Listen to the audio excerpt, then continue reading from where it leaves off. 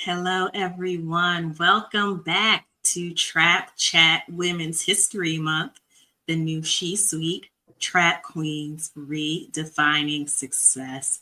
I have a fun show in store for you. I am joined by Patrice Williams-Lindo, the visionary CEO of Career Nomad, a leadership coach, a career strategist whose thought leadership and transformative career strategies have been featured in leading publications, including Essence, Reader's Digest, Newsweek, Quartz, Lattice, and CNBC. She has a signature RNA method, rebrand, network, achieve recognition. We're going to talk a little bit about that during the show.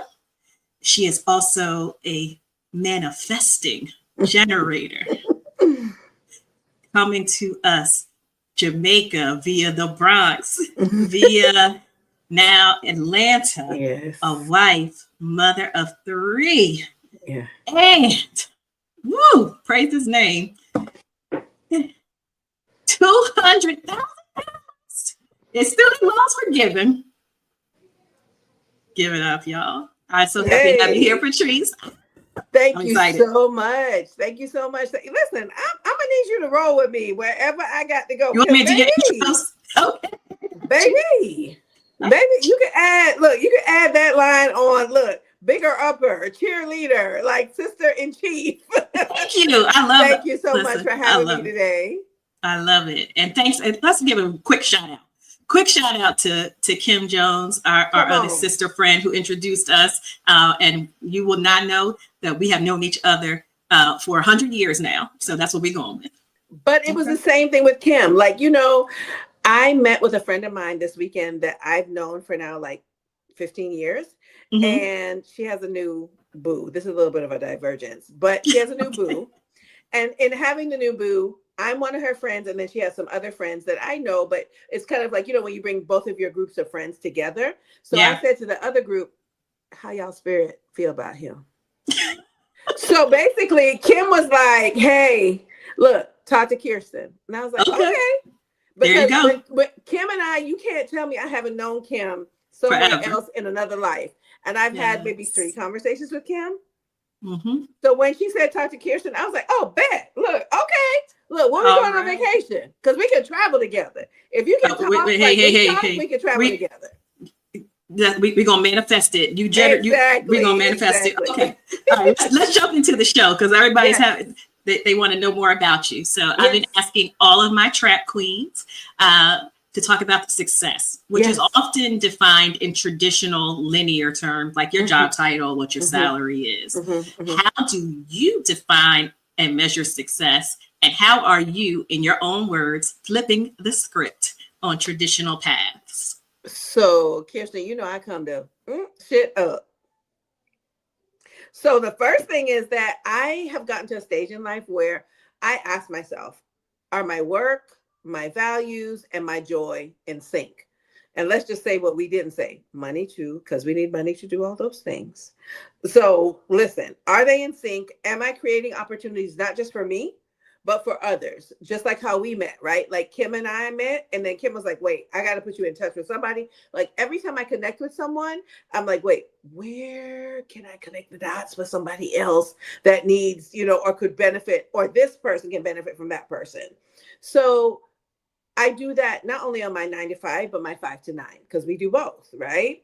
So through Career Nomad, for example, I'm flipping the script by redefining people's career pivots.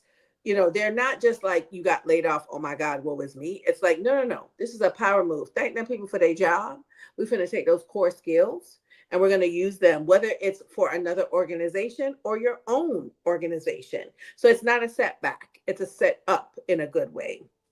I use that through this overarching method called the RNA method. So think chemistry, right? So it's art and science. So think DNA, RNA. Well, it's RNA. It's rebranding.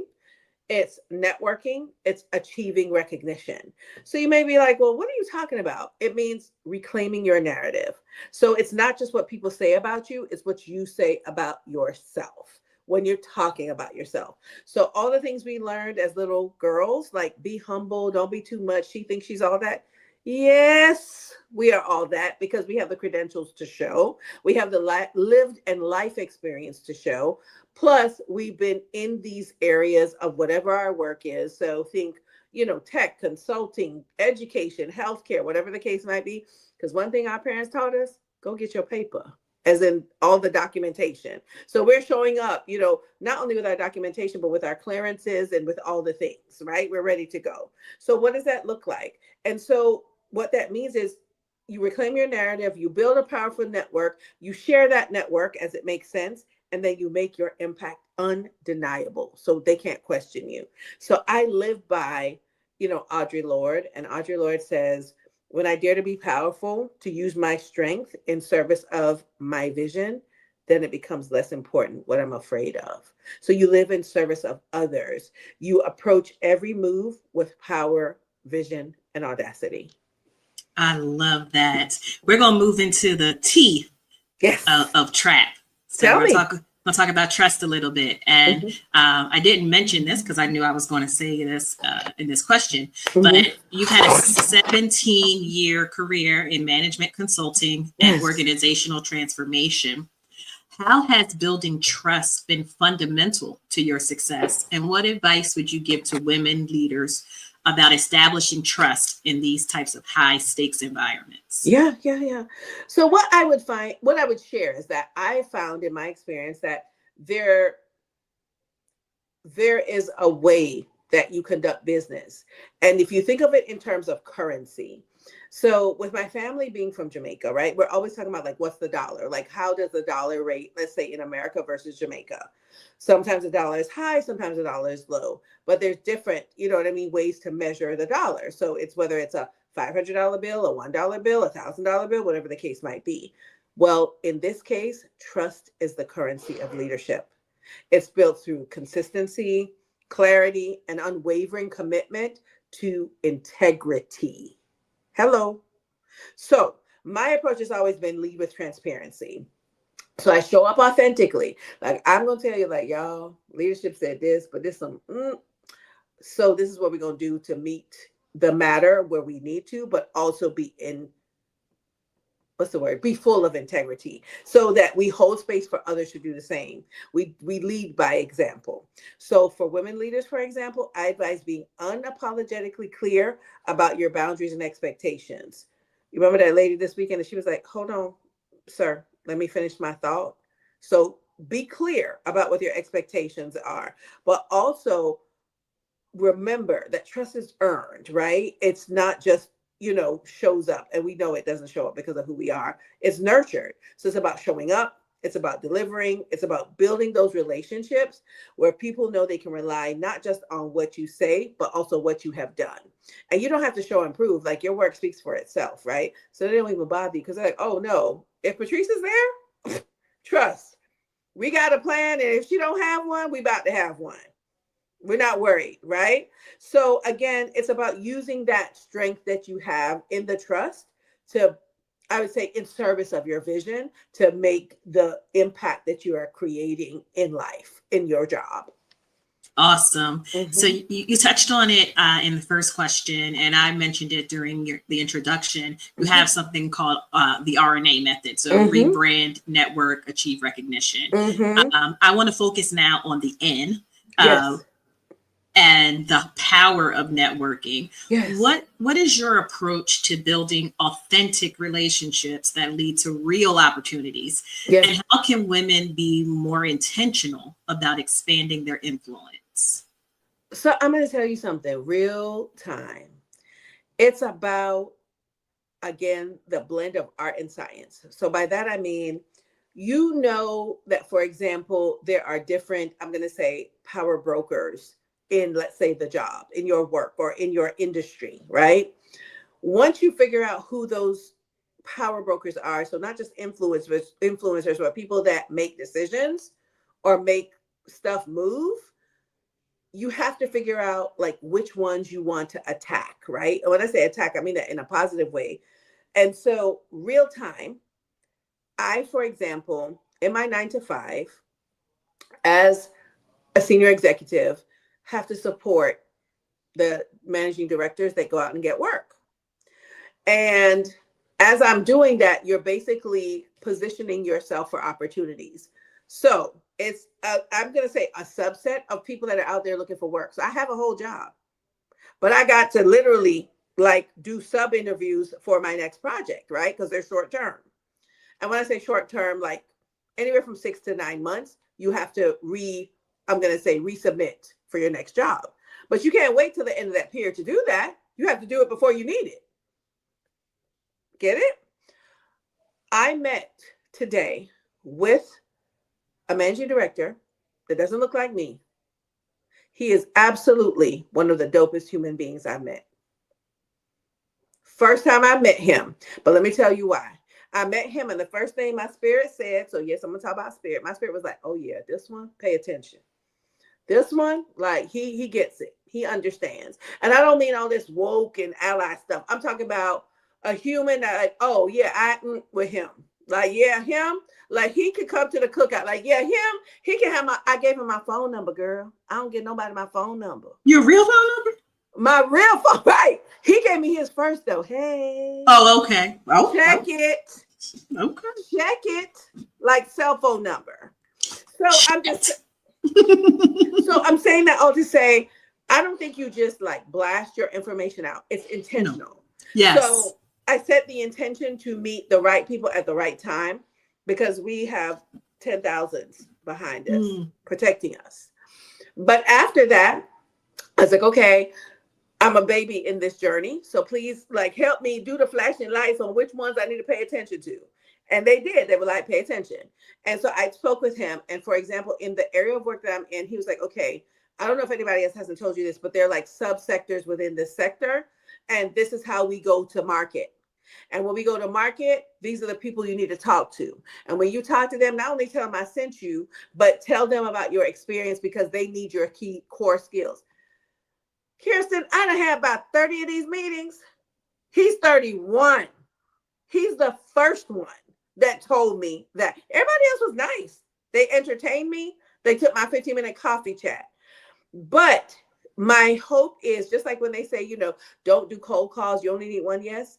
I'm going to say you only need one good connection. Not one, but ceremonially one. So I think networking to me is not transactional. It's transformational. Yes. I spent 30 minutes with him on a 15-minute call and he nor I wanted to hang up. Like we go together. Real bad. And I am a funky girl. Like I don't like no. Like him, I'd be like, oh. When I go to where he lives, we gonna have a drink and we gonna talk shop. Like he's cool people. Now I'm very funny because like you know people hear me like Patrice, you don't even like people. Like girl, what are you doing? I'm like I don't like people, but I like who I like. Like we just connect like that, like you and I. Yeah, like you and I. But that's a great relationship. Yes. I have a signature talk about key relation, like the types of relationships in professional things. And you just talked about that's a champion for you. Come on. That's a person that goes out and advocates on your behalf. That speaks your name. Yes, that speaks your name in rooms that you know, and it says, hey, I vouch for her. Tell them. He said, tell them I sent you. Like that's big Lady Tyrell energy. My friend's watching Game of Thrones, so I'm trying to rewatch with her as well. Ma'am, I focus on building those meaningful relationships. Yes, because those are people that are generally interested in your betterment and you're interested in theirs. That's a different kind of relationship. Like then you're not even asking, are you my ally? At that point, you know, like I got you, you got me. I ain't seen this man before, like ever. Well, we don't want allies, we want accomplices. In this world of orange people, I found one that is all right. Okay, let's move to the next. Man, right? See, you trying to get me thrown off. You know the No, ma'am. No, ma'am. I just talking about the colors I like. I like orange. Yeah. Look, today. Yes. I like creamsicle. I like Creamsicle. creamsicle. You have something else. You have something else. Yes. Okay. Let's talk about your coaching business. Yes. You focus through Career Nomad on that was very Philly. I like Career Nomad. I know, right? Now I know what my mother hears when she hears me talk on these things. You've coached professionals through the major career pivots. Mm-hmm. What role does accountability play in reinventing oneself? And how do you guide people in staying committed to their growth, even in times like this that are a bit uncertain? Yeah. Well, number one, accountability is the backbone, right, of transformation. And I mean accountability to self, not even to others, but to self. So when I coach clients through their career pivots, one of the things that I really emphasize is the power of having a roadmap, right? Or some kind of trusted, I'm going to say, guide or partner that's going to hold you accountable to your highest potential. So for example, I'm coaching someone right now that was just literally laid off, right? And this person is like, listen, the creme de la creme when it comes to, release train engineering. They are building their own, 5 to 9, but now it's become 9 to 5 because they were laid off. Well, in the midst of that, as I am coaching them, I'm like, hey, by the way, I saw these other opportunities in your field. I don't know if you're interested. Granted, I'm there to help them with their speaking, but my job as a coach is to show them what exists in the ecosystem. So for example, if you go to, let's say as a woman, you go to your OBGYN, just because you go to her for your female parts, if she sees your blood pressure up, her job is to point that out. If it's high, get it treated or send you somewhere. So I take that same approach with my coaching. I'm like, yeah, you came to me for this, but I see this other thing which impacts that. So I want you to really think about that. And that's what I'm going to say the RNA method is built on. It's built on that foundation of actionable steps. It's accountability that not only drives the follow through, but also in certain times, it helps people to focus on what they can control, right? So what's your brand? What's your narrative? Who's in your network, or who do you need to get in your network?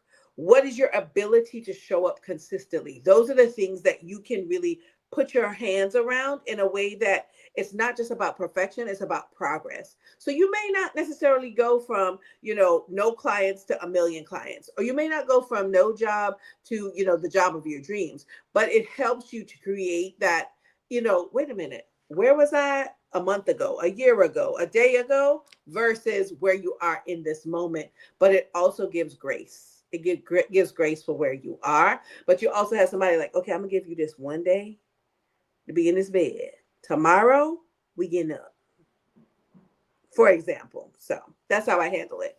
I love that. Mm-hmm. Oh, let's shift a little bit because these are hot topics, and ones that I am engaged in as well. You have embraced AI, so artificial intelligence for anyone who doesn't know, and cybersecurity as key areas of expertise. Yes.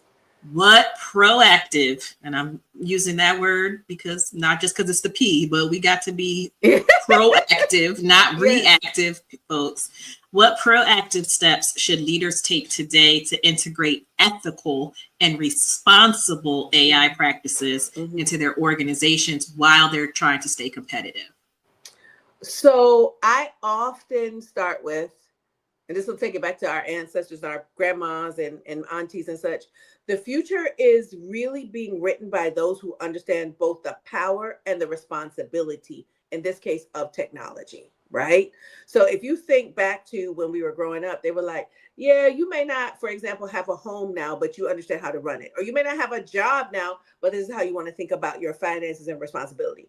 Same thing for technology. So leaders need to start by setting clear guidelines. So you don't have to be an expert, for example, in AI to ensure that its implementation or integration is both inclusive and transparent.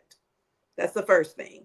The second thing is that you prioritize not just diversity as in the people that are doing it, but diversity of thought, because we all bring different I'm going to say, life experiences and professional experiences to the table. So when you are creating these data sets, you want to make sure that your team has this multidisciplinary approach. So if you think back to like shows like ER, like they made sure they had, the heart people, the urologist, the gynecologist, the respiratory people. They bring a multidisciplinary approach to treating the whole patient.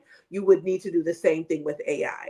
So at Career Nomad, I integrate this approach by leveraging the AI tools that really amplify voices, that streamline growth strategies, that really help to maintain the highest level of integrity and ethical standards as it relates to producing that quality outcome, product, result, team, fill in the blank, right? So I absolutely love AI. So let me just say that. But I do recognize, right? I do recognize that it's only as good as the prompt you put in. The prompt is only as good as the person putting in the prompt. So I'll just leave that unsaid. You know what I'm saying? It's like, have you seen that meme where the lady's like, junk in, junk out. And everybody like, yeah, that, you know what I'm saying? Like, yes. We understand, right? So we definitely don't want to be, like you said, junk in, junk out. We want to make sure that it is giving that, I'm going to say, best product to you in a way that you can stay competitive. And it's not just about adopting this technology for adopting's sake. It's about leading with integrity. It's about, being bold. It's about, really owning the courage that it takes to really step out on this, I'm going to say, this journey that's not fully mapped out, but you have enough to see the next step, right? So what does this next step need to look like in a way that has not only embraced the technology, but also a level of transparency and integrity? That's wow. That was awesome answer. Thank you. Yes, you're welcome. I had nothing to add. Oh, goodness. Thinking about our theme, the new She Suite, and you are coined the manifesting generator. Yes. How do you integrate joy and purpose into your leadership strategies? And what advice do you have for women leaders looking to do the same? So looking to integrate joy and purpose. Yeah. Great question. So first things first, let me just speak this. Joy is my superpower. Can I tell you, like, I had this whole day of meetings, right? But I was like, I'm meeting with Kirsten today, and we talking about Career Nomad. Oh, I can't wait till I talk to her. Can I tell you about half of my meetings fell off? It just cleared out. Okay? Because I was like, because one thing we're going to do, regardless of what meeting's coming, we doing this one. So Career Nomad brings me joy. Why does it bring joy? Because it creates impact in our community. It helps people to be like, no matter how many EOs come out, we all right. It speaks to the resilience, right, that we have already. And it doesn't mean additional labor. It means using what we have to amplify the results we're looking for, regardless of what it looks like outside. So using that, I really believe in following what lights me up. So like I can have 10 hours of meetings, but just looking for this 1 hour with you, talking about Career Nomad, that makes my day worth it. Like when I lay down before I go to sleep and I'm saying my prayers, I'm like, woo. So today I got to talk about Career Nomad and more people are going to know. And then that's the amplifier for, oh yeah, and I do have to do the other 10 things. It gives me the fuel to do the work in a good way. In a good way. I'm like, you know what? I am so boosted by the work I do with Career Nomad. I can't tell you how many accolades I get at work. Oh my God, you are so engaged. I love this. Like you come up with such creative ideas. Girl, I'm looking at them like, girl, if you only knew. It's kind of like when you got, look, I would imagine, because I haven't had one, when you got a side boo, but you got a husband. So my 9 to 5 is my husband. Career Nomad is my side boo. I'm trying to make my husband. Baby, that side boo that took care of me so good. I'm like, hey, honey, what you want for dinner? Like, yes, I show up differently. Listen. So that's my joy. That's when you have the husband that is your side boo. Hey! And there you go. So that's what you're working towards. You're working on making Career Nomad, both of those. Ma'am. Yes, because I do. Okay. 26 years later. So that's what I say for women leaders, right? My advice is audit your energy. How are you feeling? Like with those Sunday, if you're having Sunday scaries, like, wait, where's that coming from? Is it the work? Is it your environment? Is it your report up? Like, what is causing those Sunday scaries, for example? And once you audit that, what would it take to really feel like you are where you are supposed to be? Because I know that we all do jobs because we have to. We have responsibilities, we have, obligations and such. But what are the things that give you a hell yes? This is my hell yes for today, for example. My goal is to have at least one hell yes every day. It could be a small hell yes or a big hell yes. This is a big hell yes. But lean into those things. When you lead from a place of joy, then you create that ripple effect, right? That inspires others around you to find their own light, which fuels not only your light, but their light. So then there's that amplification, right? And it's authentic. You don't have to orchestrate it. It's just like, hey, I'm going to leave you alone because I know that your expertise is training or your expertise is communications on my 9 to 5. So I set the vision. We talk about it. We lock hands that, yep, this is what we're doing. Then I'm going to leave you alone. Then you're going to show me what you have. I'm going to be like, yes, no, blah, blah, blah. There's very few times with my teams, for example, in my 9 to 5, I have to be like, yeah, no, that's not what we're doing. Because we get each other, right? And so then when people feel empowered to really be their, I hate this term, authentic self, because I think that shouldn't even have to be negotiated, right? We should just show up how we show up. However, I try to give people space to be who they are, if that makes sense. It does. Yes. Thank you for that. Wow. Like we got through the first half, like there was nothing. Like we frozen now. Okay. I told you to go together. Yes, we do. Real bad. Pat self on back. It is time for the rapid fire. This is my favorite part. Okay. Who is a well-known or lesser-known historical or contemporary woman who inspires you and we should learn more about? So I'm going to say 2. Can I have 2? Does it have to be 1? It doesn't. Okay. So 1 is Ursula Burns. Ooh. And the second is Melody Hobson. They're both okay. All right. Ursula Burns, because listen, she figured out how to do what she got to do over there. Now, I don't know how much flesh they took from her, but she looked all right when she left. It wasn't like Obama where he went in one way and came out another. He's still fine, but he came out different. I'm just going to be the one to tell you. You know what I'm saying? You're right. Yes.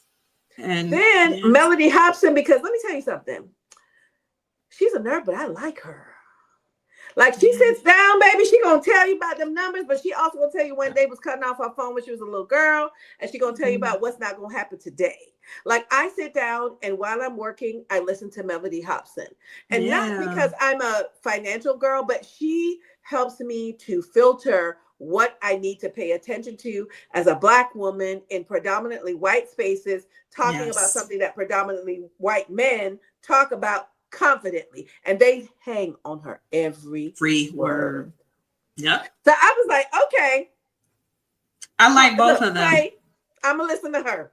Look, I don't even know what she's talking about, but play. Yes, I'm taking a page or several pages out of her book. So those are 2 women that inspire me. I love that. I love her Melody Hobson's quote, "Be color brave." Come on. Not be color blind, be color brave. So that's 2 different things. They are 2 different things. So now I'm going to ask you, what is your favorite empowering quote from a woman that resonates and has influenced your perspective of women's history and achievements? So I gave you a little hint earlier. One of my favorite poets is Audre Lorde. Okay. And so the quote that always comes to me is, "When I dare to be powerful, to use my strength in the service of my vision, then it becomes less and less important whether I'm afraid." Because all the things I do, I enjoy them, but there are sometimes, Kirsten, where I have just a little bit of vomit in the back of my throat. Like, oh my God, what am I doing? Like, do they know that I'm up here? Because they don't know right now. I'm scared as hell. Like, oh my God, like, am I in the wrong place? Like, they finna find out. There's a little bit of that. But this quote is a reminder to lead with courage and purpose, even in the face of uncertainty, because the uncertainty, like you said, comes from within. Yeah. Because the without doesn't matter. So once I get past that and then I do it, I'm like, oh, yes, right. Muscle memory. Girl. That's what we're building here. So that's my favorite quote. That's where I love that. Yes. All right. If you could spend a day shadowing a woman in a different profession from your own, who would it be? And what would you hope to learn from her? Mellody Hobson. I want to get smarter about my money. Because one thing I can tell, and I don't even know her, but she's got a plan, and she didn't start with a plan, but she figured out a plan. Like, I can tell that she's done the, I'm going to say, non-traditional, like she went to good schools. Yes. And yes, she's married to the Star Wars guy. And yes, I'm not discounting that. Not the Star Wars guy. Yeah. That's awesome though. Cause like she's in certain circles, she's some places more famous than him, or at least equally. Yeah. I just feel like I would imagine that her life, like, she has mastered how to be what she needs to be when she needs to be. Because the point you bring up right now, there are times that I'm sure she's the focus. Then I'm sure there are times that she's so-and-so's wife. Then I'm sure there's times she's so-and-so's mother or so-and-so's sister. But like, she seems to shift through them effortlessly, you know? Like when I watch her on YouTube, which is where I tend to watch her, she said she has on her little, I don't know, suit from Bergdorf's or wherever. She crossed her little legs with her little patent shoes and her hair's laid. And she's just sitting there looking like nobody. And when I say nobody, like, you know, some people enter the room. Not a billionaire. Beyonce, you know she's in the room. When Beyonce's in the room, she like takes up the room, which is fine. Yeah. What I like about Mellody Hobson, which really just intrigues me, she enters the room and people may not know who she is, but they have to come to her. Yeah. So I myself have been in different situations in a corporate environment where I just come in and, you know, I've gotten better about sitting on the fringes. I sit at the table, especially when I know I'm, in this case, leading a particular, you know, line of work. But I sit at the table and I don't start with, hey, this is what I lead, this is who I am, but no. I sit at the table and I observe. And then they start, you know, typically they go around the table and people start talking and then they get to my area. And so they're like, okay, who's leading change management? Blah, blah. And so then I start talking and you can literally like feel the heads like.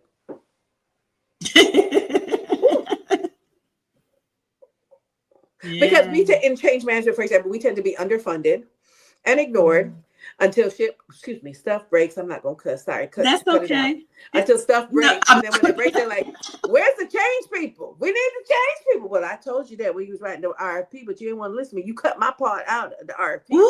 However.com, here I am, happy to help. But now, so what that does is it gains a relationship because I don't handle it in a way of like, I told you, you needed me. I let them come to me like, oh my God. Okay, what can we do to win? Blah, blah. So I put myself, at least I try to position myself in the position of strategic advisor, internally and externally. Internally to my firm, but externally to my clients and externally to my coachees. You know what I mean? Where it's not finger pointing like, listen to me. I'm like, well, this is my recommendation. And if you choose not to take it, that's fine. But when you circle back, then I have a person for life because they're like, girl, remember when you had said thus and such or so? Yeah. Girl, had we had done that, and then what I do, I lock our hands with them. And I'm like, okay, so this is how we win together. These are the things that you can say. These are the things you can do. So I think it's important that you build those things. I try to be the soft landing without draining my own energy, but also be prepared for that exchange. I love that. Be the soft landing without draining your own energy. Yes. Yeah, I got to work on that. Yes. Okay. What is your favorite woman-led movie or TV show, and which character do you most identify with? So, Queen Ramonda of Black Panther. Oh. The mom. Yeah, Angela Bassett's character. Angela Bassett. Because, you know, couple of things. Not only was she Black Panther's mother, but she's the first that I am aware of Black female superhero of age. Right? So I am in my, I'm going to say early 50s. I will be 53 in October. And I feel like, okay, girl, okay. Like you kind of figuring some things out. Like you kind of know what you like, you know what you don't like, you've set your boundaries. Like I can tell you, like maybe 10 years ago, if you said, Patrice, what do you like? And I'd be like, I don't know. I'm not sure. I'm moving through life. Like, am I working? Yes. Am I raising kids? Yes. Am I married? Yes. You know, but it's just like you're going through the motions. So I feel like in that season, at least for me, of 50s, like late 40s into 50s, my children were going off to college. You know, it got quiet. It got quiet enough for me to be like, well, I do like this and I don't like that. And I really love this or I really hate that. You know what I mean? So as I sort of peeled back the onion, I really got clear on my non-negotiables and the things that were like hell yeses. So I like that for her because when I think about her, she was who she was in her bigness, for lack of a better word, but so were her children. She created that legacy because I feel like even though we didn't necessarily see it in Black Panther, you know, they had a path to get to where they got to, but her path didn't end as they expanded, and that's where I feel like I am. I love that. I love that. Yes, that's the first time someone has mentioned a superhero. Yeah. Okay. Yeah. What is your guilty pleasure when it comes to indulging in women-centered pop culture, whether that's a reality TV show, a book, binge-worthy series, a movie, self-care, recreational activity, etc.? So it's two things. Curling up with a good book, but audio, not a physical book. I'm an audio girl. And so all the things like YouTube, Audible, like they need to hire me because baby, they get all my money. Okay. If you put it on audio, you have my attention. And I won't necessarily watch it, but like after you and I do this, I'm going to listen to this and really, it will become a part of my playlist.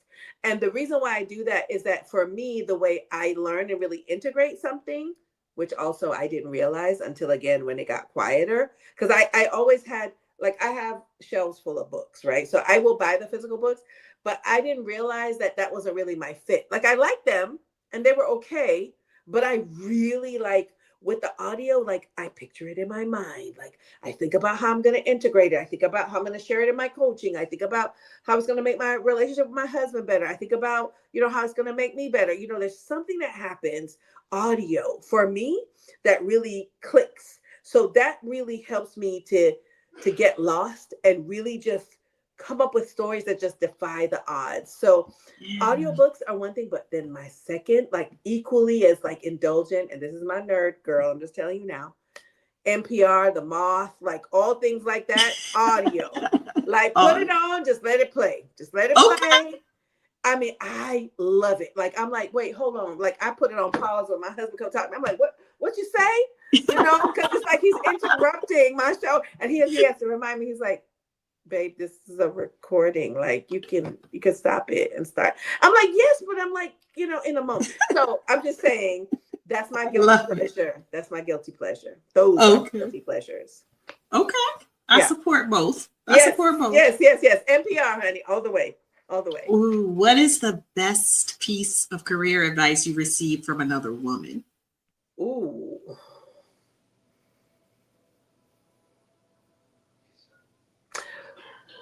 Don't wait to be invited. Create your own table. And by that, I mean, you know, people may hear them and be like, oh, don't work for the man, start your own business. It could be, but not necessarily. So I'm going to take you back to, you remember I told you about that good person that I met that gave me that connect? Yes. It's in building my own table that I really set the intentionality, like, what are the pieces I need for my table? And my table is how to rebrand and network and achieve recognition in my 9 to 5, for example. So that's what I mean when I say don't wait to be invited. Because the invited part is, oh, well, these people hired me. They need to give me a job. No, ma'am. No. For you to have the autonomy and really own your path forward, you have to create that autonomy if it doesn't exist. At least that's what I found to be my success path. I tend to really like, you want to get my wheels turning, you want to get me engaged, give me not a blank slate, but give me like the traditional, and then I'm going to find ways to hack it that will get me to where I want to go. So for example, I was at a particular firm and I was, trying to do their stair steps to get promoted. Well, I was landlocked by the people around me. Like I couldn't move. And I was getting frustrated. I was like, okay, Lord, like, am I going to quit? Like, am I just going to like take my purse and be like, forget y'all or what? And literally I got the download spiritually to like get my LinkedIn together. This is how Career Nomad was born. Get my LinkedIn together, like, get my resume together. I didn't know what the hell I was getting ready for, but just get it, like, get it ready. I got it ready, let's say on a Sunday in the holidays, like over Thanksgiving. No, excuse me, in the fall, because it wasn't Thanksgiving yet. By Thanksgiving, I had a job offer that literally catapulted me into a higher level, better pay, different company, same type of work, but a level up. So my point is, create your own table and figure out what that is. And if you don't know what that is, think about your core skills, but also what's needed in the market and how you can marry those two. It's a reminder, for them, I'm hoping that you are your own most powerful architect. You're your own most powerful advocate. You can create your own opportunities. Like in my case, I create opportunities, not just in Career Nomad, but in my 9 to 5 as well, like I did today. Like, you better believe the person he told me to get connected with, I have a meeting with her on Friday. Good. And guess what I'm going to do? Stay connected to him too. Because I felt something. Like I was like, oh, him. Yeah. Like, I get it. You know what I mean? So that's what I mean. Don't wait to be invited. Create your own table. Don't wait to be invited. Yes. Create your own table. Okay. Ooh, how should individuals and communities actively participate in amplifying the voices and visibility of women beyond Women's History Month? Oh my gosh. Advocate, share, uplift all year round. It doesn't take this particular month to do it, just like Black History Month, right? Do it all year, all the time. So for example, I talked to Kim. We were talking about her initiative. She was like, wait, I got somebody I need you to talk to. Like, always be in that mindset of not just who you can connect to, but who do you know that connect with that can connect with the people that you know. Yep. So always be in that space. Make that space and then fill it with brilliance, because we're brilliant. We know brilliant people. So that's what we should be doing. I love that. Ooh, this is always my favorite question, because sometimes I get reminded of things that I forgot about. Yes. What's your go-to songs or music genre when you want to hype yourself up to conquer the day? Neo soul. Really? Neo soul. And my favorite song is After Party by Coffee Brown. Yes. And then my favorite artist is anything by Jill Scott. Okay.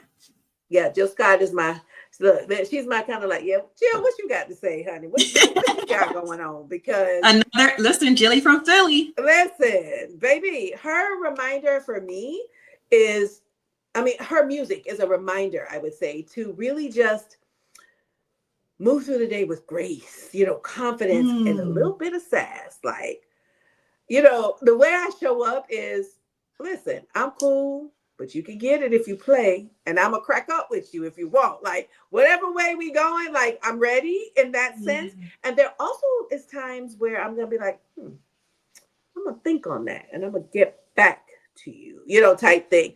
But I really like the fact that she brings a really soulful energy. Like, she helps me to ground myself. She helps me to kind of set the tone for a powerful day, conversation, interaction, whatever the case might be. But I really enjoy her. But But After Party, yeah, that's my go-to. That's my after. I like that song. That's my kind of start the day with that. Like, okay, yeah. And don't stop. Right? Yes. My mom's not allowed to sing on here no more. So. Right? Oh my goodness. If you wrote a book about your career so far, what would the title be? Ooh, that's easy. Okay. The Pivot Playbook. Turning career crossroads into success stories. Is it already written? No, but it's on my vision board. It's coming. It's on my vision board. It's coming. Okay. It's on because people are gonna think, oh, playbook. No, girl, this is gonna be. Good. It's gonna be like I'm gonna be dating myself, but you remember those books when we were little, like you start reading and they're like, go to page 9 if you want this, or go to page 20 if you want where you can make your own story. Yes. Yes. Because there's power in the variety of our stories. Mm-hmm. Our stories do not need to be cookie cutter. And I want people to understand that is not only okay, it's needed. Yeah. Because it's like eat the meat, leave the bones. You may get some parts of the story, somebody else may get the other parts, and I have a completely different outcome. And I think, again, that value of this bad word diversity is immeasurable. So we need that. Yes, we do. All right. Well, we're going to be on the lookout for it by the end of the year. It's only March. It's only March. It's only March. We're going to at least get a release date. When I come back. Be finished. When I come back. There you go. There you go. There you go. Okay. Yeah. But before I let you go, what upcoming projects or initiatives should we be on the lookout for? And then please tell people how to get in touch with you and how to hire you at Career Nomad, any of those things. Thank you so much for this opportunity. First of all, thank you so much. I am so excited. I am launching an RNA accelerator. So rebranding, networking, and achieving recognition, I think are the things that really, different people need different parts of that framework, but I think we can use the whole thing to holistically get to where we're going. Whether you've been laid off, whether you're trying to start a side hustle, whether you're on your current job, there's something there for everyone. And it's really inspired by this transformative approach do you know who Angela Benton is? Does that name ring a bell? That name does sound familiar. So Angela Benton is a young woman that started in the Bay Area, and she had what was called the New Me Accelerator. So she helped to bring, I'm going to say tech.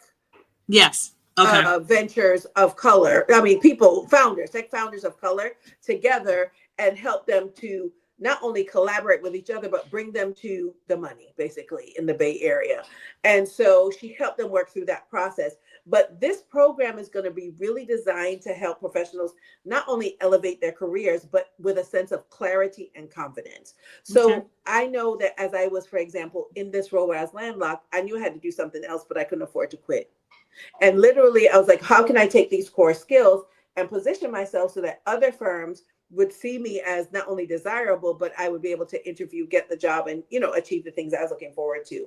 So it offers a powerful blend of rebranding, strategic networking, and really achieving recognition, creating that own table, like I was telling you about. So it's not just career advancement or how to change from doing one thing to the other. It's about redefining the art of the possible. It's really stepping into that future version of Kirsten, Patrice, Sean, Alexia, whatever the case might be, where your talent is not only needed, but the impact is undeniable. So that's what it is, the RNA Accelerator. And then people can reach out to me either by email, hello@patricelindo.com, or they can connect with me on LinkedIn.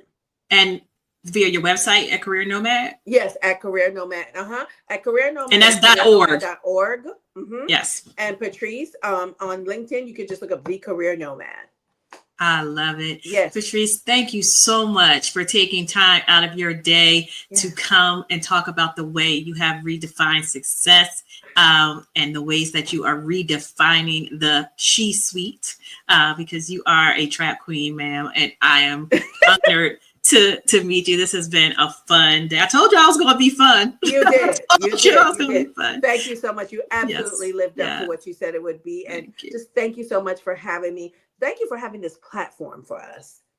because Oh, I thank you. dreamed that we would have places and spaces for us where we could go and not only share who we are, but share what we can do to help people to Yeah. attain the goals that they want to really live the life that they are destined to in this crazy world. So thank you for Thank providing this you. space for us. Thank you. Thank you. And then please, so the audience, please come back for the last episode of this Women's History Month series of Trap Chat. I will see you next time. Bye bye.